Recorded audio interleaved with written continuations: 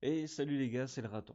J'espère que vous allez bien. Et aujourd'hui, nous allons parler du clash, si j'ose dire, entre Marion Maréchal Le Pen et la sœur d'Adama Traoré, dont j'ai déjà oublié le nom et je m'en excuse de par ailleurs.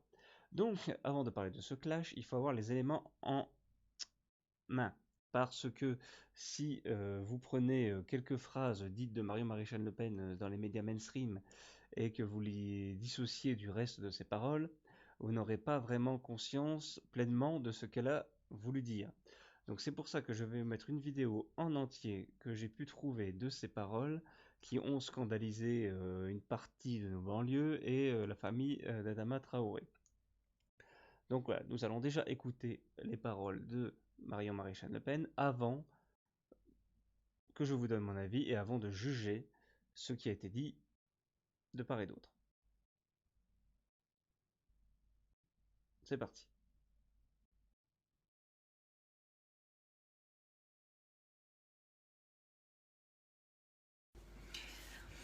Je fais cette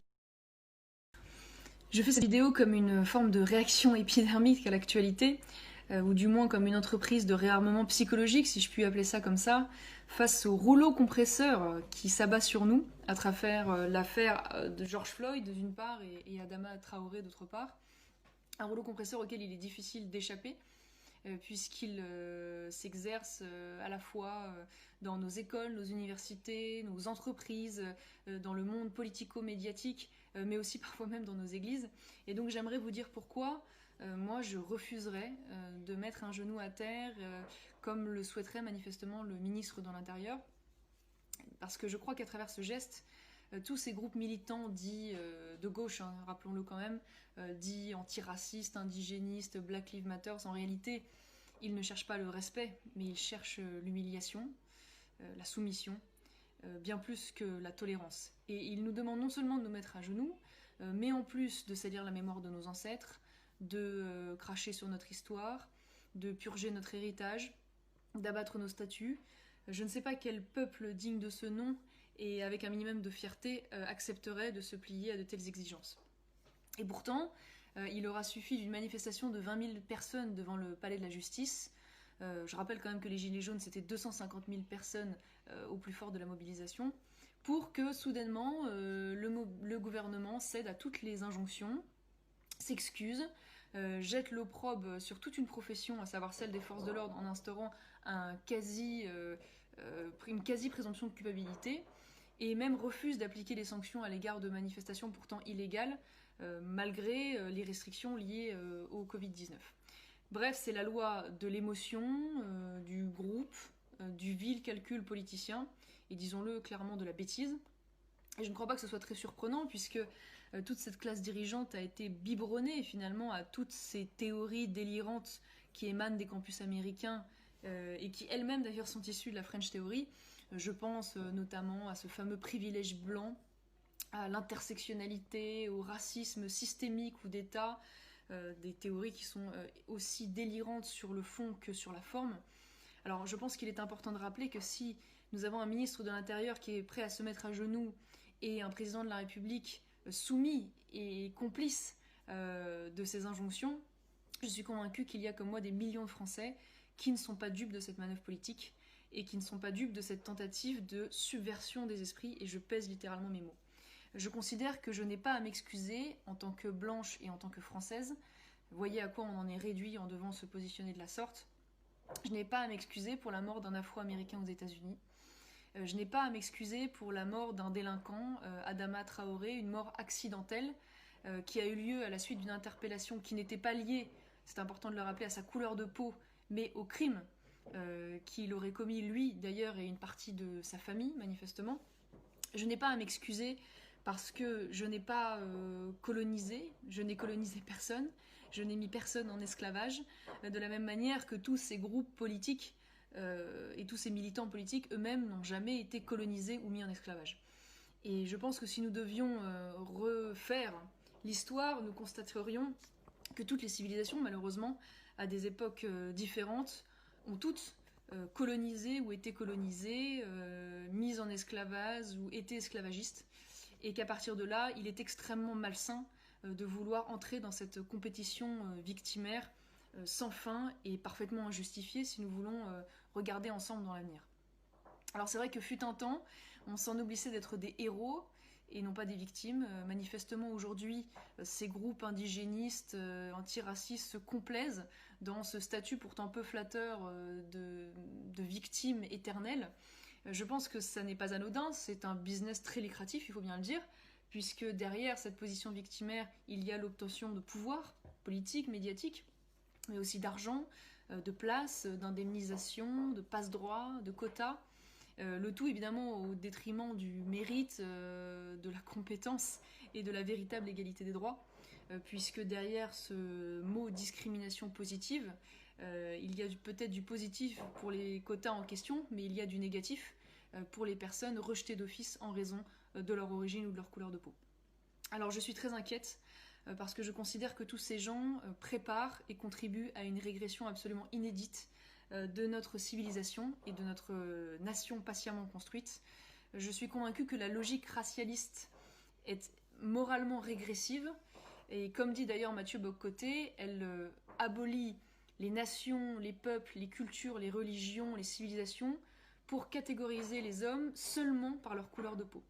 Je trouve que c'est un monde absolument atroce que celui où l'on devra regarder d'abord la couleur de peau avant de juger chaque acte qui sera posé par un homme.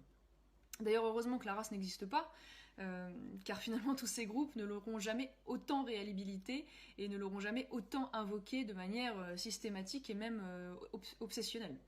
Heureusement d'ailleurs, beaucoup de Français, blancs ou noirs d'ailleurs, quelles que soient leurs origines, et j'en suis convaincue, ne sont pas intoxiqués par cette forme d'américanisation des esprits. Heureusement, ils n'aspirent ni à la guerre civile, ni à la guerre raciale. Heureusement, ils refusent de participer à ce concours victimaire. Heureusement, ils refusent les passe-droits sur la base de la couleur de peau ou des origines. Et j'espère de tout cœur que les Français sauront puiser dans leur histoire, leur culture, leur intelligence, les armes politiques pour refuser cette repentance et cette autoflagellation qui nous condamne objectivement à sortir de l'histoire.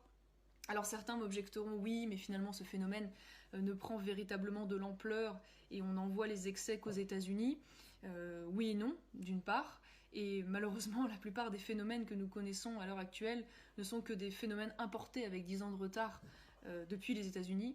Et donc je crois que dès aujourd'hui, nous devons lutter, résister contre ce phénomène et nous devons au contraire dès maintenant être avertis et vigilants.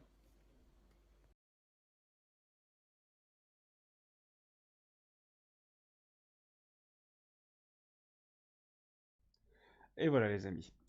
Bon, alors déjà, je tiens à dire que cette petite, elle est vraiment jolie, hein, elle est vraiment jolie, elle s'exprime vraiment bien, et c'est elle qui aurait dû hériter de la tête du Front National plutôt que Marine Le Pen, même si je pense que le fait de s'appeler Le Pen, hein, d'être assimilé à Jean-Marie et sa tante Marine, lui portera préjudice, elle a toute sa vie en politique.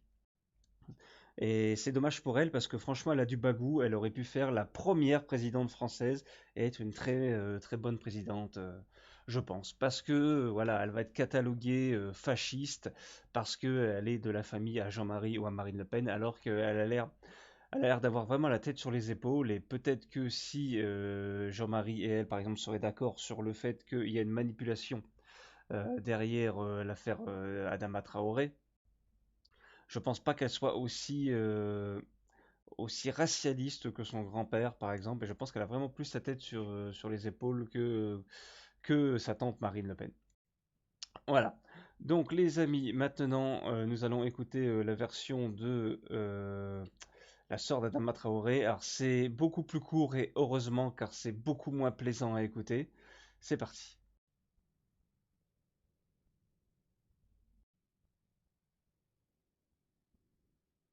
Pour incitation à la haine raciale, pour viol de délinquants, multirécidivistes, multicondamnés, multimis en examen, pour apologie de crimes de guerre, pour incitation à la haine raciale, pour violence sur personne dépositaire de l'autorité, pour injure et j'en passe. Moi aussi, je ne déposerai jamais le genou face à vous, Madame Le Pen, ni face à vos amis et collègues racistes qui incitent à la haine raciale.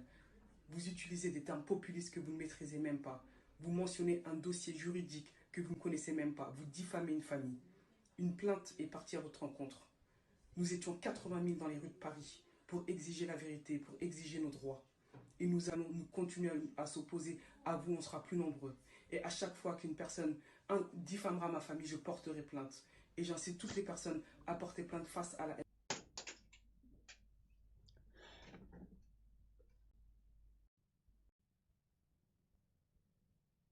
Alors les amis, ça a duré 45 secondes. Ça a duré 45 secondes et j'ai déjà trouvé ça trop long.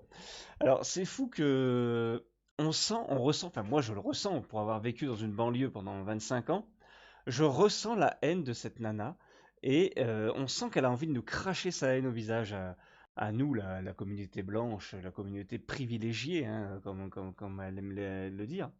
Et je ne supporte pas l'hypocrisie de cette fille de se servir de la police pour porter plainte à tout va contre tout le monde, alors que elle vient d'un milieu et d'une famille où on crache en permanence sur la police.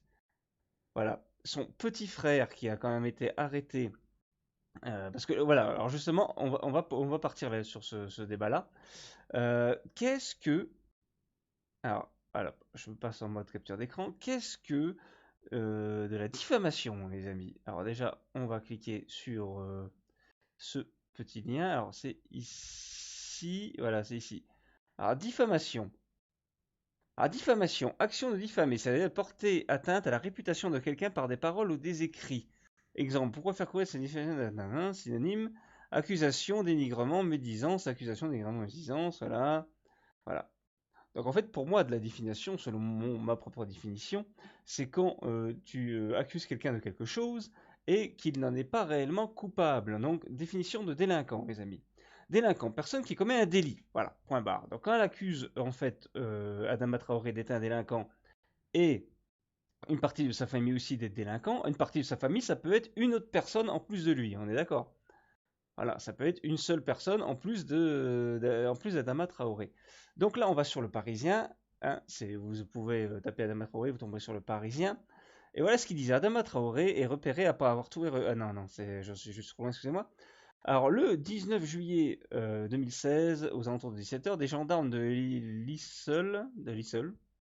Lisle-Adam, je sais pas comment on prononce ça, excusez-moi, interviennent à Beaumont-sur-Oise, Val d'Oise, pour interpeller Bagui Traoré dans le cadre d'une enquête pour extorsion de fonds. Donc du racket, les amis. Voilà, donc le Bagui Traoré, qui n'est autre que le frère de Adama. Il s'enfuit en courant pour tenter d'échapper au contrôle. Rattrapé une première fois, il réussit à s'échapper de nouveau. Voilà. Donc Adama Traoré est repéré après avoir trouvé refuge chez un riverain, donc un complice. Hein. 3 gendarmes procèdent à l'arrestation du jeune homme qui fêtait ses 24 ans ce jour-là, et où se trouvait à 3 dessus. On se trouvait à 3 dessus pour le maîtriser, indiqua plus tard l'un des militaires aux enquêteurs, accréditant la thèse d'un plaquage ventral. Adama Traoré est ensuite menotté et placé dans la voiture de gendarmerie alors qu'il serait rapidement plein de difficultés à respirer durant le court trajet. Il ne pourra pas être réanimé, blablabla. Voilà, je vous laisserai lire. Donc en gros, le mec, déjà, c'est un délinquant, son frère est un délinquant, et ils se sont enfuis, bordel de merde. S'ils ne s'étaient pas enfuis la première fois, ils n'auraient jamais subi ce plaquage ventral, et ils ne seraient jamais morts. Donc oui, c'est triste quand un jeune homme qui aurait pu par la suite essayer de se repentir et de devenir un homme bien, même si je n'y crois pas trop personnellement, parce que pour avoir côtoyé ces gens-là pendant 25 ans, en général, ils ne se repentissent pas. Le seul truc qui les fait arrêter de se conduire d'une mauvaise façon, c'est la vieillesse, tout simplement. C'est quand ils deviennent trop vieux pour le faire et leurs enfants ou petits frères prennent le relais à ce compte-là. Donc voilà, je pense sincèrement que ce décès aurait pu être évité si il avait déjà pas commis de crime à la base, et si son frère n'avait pas commis de crime à la base, et si il ne s'était pas échappé du contrôle de police, tout simplement. Donc faut arrêter de toujours mettre tout sur le dos des flics. Là aujourd'hui, on veut empêcher les flics de pratiquer une sorte d'étranglement qui est plutôt une saisie plutôt qu'un étranglement pour arrêter des criminels. Quand en face vous avez un criminel qui fait 1m90, 90 kg, et qu'en face, pour des raisons de quota dans le groupe, vous avez de flics, vous avez une femme vous avez un flic proche de la retraite et vous avez un homme, on va dire de stature normale, on va dire entre 1m80 et 1m75 pour 75 à 80 kg, et bien si vous ne faites pas preuve d'un minimum de violence pour arrêter le suspect, vous ne l'arrêterez jamais, hein. Vous ne l'arrêterez jamais. Parce qu'on nous impose des femmes dans la police, donc ça c'est très bien, hein, je ne dis pas le contraire, attention. Mais une femme physiquement est moins forte qu'un homme. Vous prenez une femme d'1m70 pour 65 kg, qui est déjà un bon gabarit, je pense, pour une femme. Et en face, vous avez un délinquant d'1m90 pour 90 kg, elle l'arrêtera jamais toute seule, hein. Ça, c'est clair et net. Vous prenez, en plus, si vous avez à côté dans ses collègues un homme qui est proche de la retraite, et ben voilà, en vieillissant, forcément, on s'amoindrit. Donc, il ne l'arrêtera jamais non plus avec elle. Donc, il faut. Les flics mandaient des tasers depuis des années et des années. On va seulement leur accorder maintenant pour mettre fin à l'étranglement des suspects. Je suis désolé, le taser, déjà, moi, je pense que ça aurait dû être donné aux flics il y a bien plus longtemps que ça. Mais en même temps, un coup de taser dans le cul, ça va vous faire bien plus mal qu'une petite saisie au cou, les amis. Enfin, moi, je dis ça, je dis rien.